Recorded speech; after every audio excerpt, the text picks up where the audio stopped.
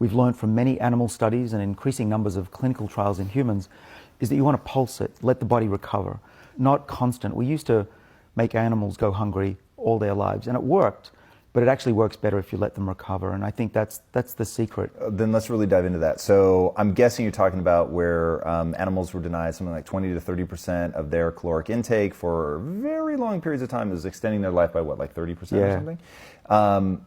So super interesting, but you're saying that if their caloric intake over a long period of time is roughly the same as an animal that's just allowed to eat until it's satiated, that if it's done in a pulse pattern of hunger and almost overfeed, they actually have the same benefits as the animal that has a chronic deficit of calories?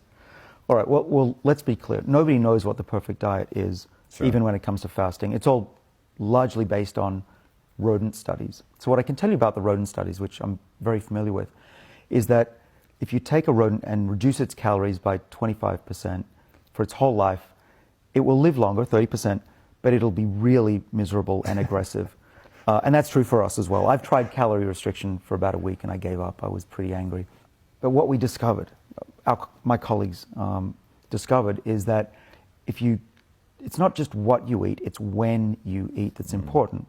And what's been found is that as long as you have that period of hunger in a mouse, so you can feed them every other day, then they can gorge themselves as much as they want. And they do. They eat about 90% of what a mouse having free access to food would eat.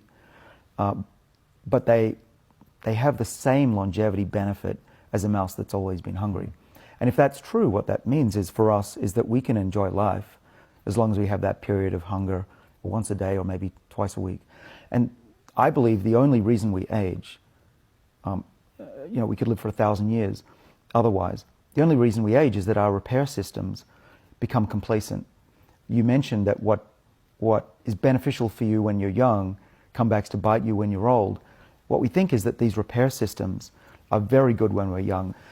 So the idea is, it's called antagonistic pleiotropy, and I think it's right, and that is that we evolve to stay healthy and alive and fit till we're 40, and then the forces of natural selection decline after that because we've essentially bred, we've often had children, but we don't need to stick around beyond that, and building a body that will last 1,000 years is pointless at that